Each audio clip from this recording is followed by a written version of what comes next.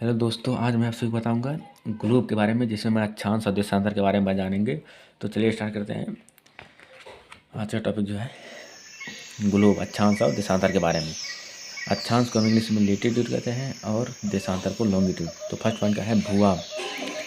भूभाग का अर्थ है, मैंने इसके फर्स्ट वाले वीडियो में भूभाग के बारे में बताया था, लेकिन थोड़ा सा और मैं ये सब बता देता हूँ कि भूभाग का जो अर्थ है वो पृथ्वी के समान आकार है। भूभाग का जो अर्थ है वो पृथ्वी के समान आकार। ग्लोब, ग्लोब का एक प्रतिरूप है पृथ्वी का, मतलब छोटा प्रतिरूप है, लघु। ग्लोब जो है पृथ्वी का लघु रूप में एक वास्तविक प्रतिरूप मॉडल है।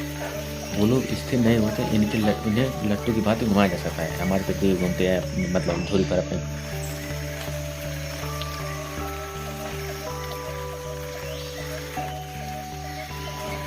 जैसे यहाँ पर ये पूरा, मतलब ये जो है ये ग्लोब है, यहाँ से ये गिनकर है, मतलब हमारी पृथ्वी थोड़ी सी झुकी हुई है। यहाँ पर ये थोड़ी पृथ्वी झुकी है, यानी कि 23.5 डिग्री हमारी पृथ्वी झुकी हुई है। ये हमारा जो यहाँ पर ये पॉइंट है ये उत्तरी ध्रुव है, और ये पॉइंट जो है ये हमारा दक्षिणी ध्रुव है। यहाँ पर स्टैंड पर खड़ा है, ऐसे रहता है ग्लोब। पृथ्वी ग्लोब पर स्थानों का निर्धारण दो तरीके से किया जाता है। तो फर्स्ट तरीके से किया गया, जब हम पृथ्वी पर किसी स्थान का निर्धारण आसपास के प्रसिद्ध स्थान से करते हैं, जैसे नदी हुआ, पर्वत हुआ, इन सभी से करते हैं। यहाँ पर पर्वत, नदी, समुद्र आदि के सापेक्ष करते हैं, तो उस स्थान की स्थिति को सापेक्षिक स्थिति, रिलेटिव लोकेशन कहते हैं।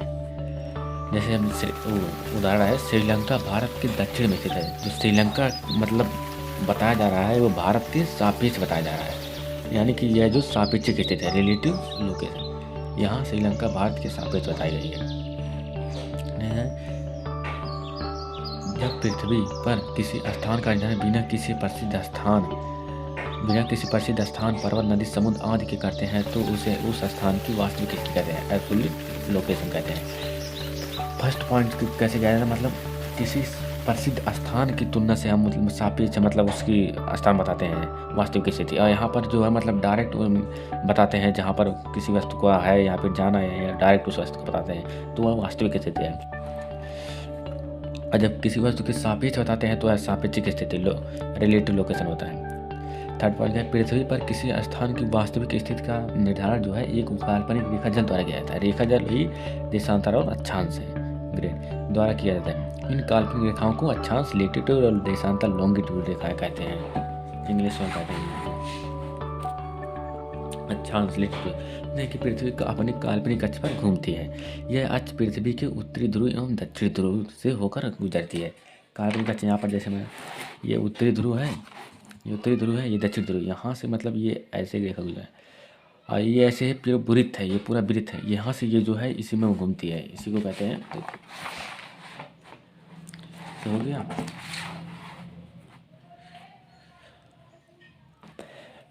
घूमती है, होकर गुजरती है। पृथ्वी पर उत्तरी ध्रुव एवं दक्षिणी ध्रुव के रूप में दो ऐसे बिंदु हैं जहां से किसी स्थान की वास्तविक स्थिति का पता लगाया जा सकता है। नहीं तो ऐसा कोई बिंदु या फिर स्थान नहीं है जहां से मतलब हम पृथ्वी के किसी स्थान की सही तरीके से निर्धारण कर सकें। यही दो बिंदु हैं, उत्तरी ध्रुव या दक्षिणी ध्रुव, जिससे हम पृथ्वी के कहीं भी किसी भी स्थान की मतलब वास्तविक स्थिति का पता लगा सकते हैं। ये हमारी पूरी पृथ्वी है, और यहाँ मतलब जो मैंने यहाँ पर ऐसे खींचा है, ये उत्तरी ध्रुव है ये वाला, और ये दक्षिणी ध्रुव है। और ये जो पूरा पृथ्वी को दो बराबर, एकदम बराबर भागों में बांट रहा है, ये हमारा भूमध्य रेखा है। इसे हम विषुवत रेखा भी कहते हैं, या इक्वेटर इंग्लिश में कहते हैं, या 0 डिग्री। ये पृथ्वी को दो बराबर भागों में बढ़ता है। तो उत्तरी वाले भाग को हम कहते हैं उत्तरी गोलार्ध, दक्षिण वाले भाग को, यानी नीचे वाले भाग को हम कहते हैं दक्षिणी गोलार्ध। और ये सभी अक्षांश है जो मैंने इसे पढ़ा है। विषुवत रेखा दोनों ध्रुवों से बराबर दूरी पर है। ये पृथ्वी के मध्य से चारों ओर से घेरा है। चारों ओर से घेरा मतलब ये जो मैंने रेखा, ये वृत्त है, ये वृत्त है। यहाँ पर ऐसे ऐसे पीछे से घुमा है, पीछे का नहीं आगे का दिख रहा है। यह पृथ्वी को दो बराबर भागों में बांटते हैं। भूमध्य रेखा के उत्तर का भाग जो है, ये उत्तर का भाग है उत्तरी गोलार्ध, और दक्षिण का जो भाग है ये दक्षिणी गोलार्ध है। तो आज का टॉपिक एंड तक। कल मैं अक्षांश के बारे में थोड़ा और बताऊंगा, और देशांतर का भी पूरा डिटेल जानेंगे। तो आज का टॉपिक यहीं तक, थैंक यू।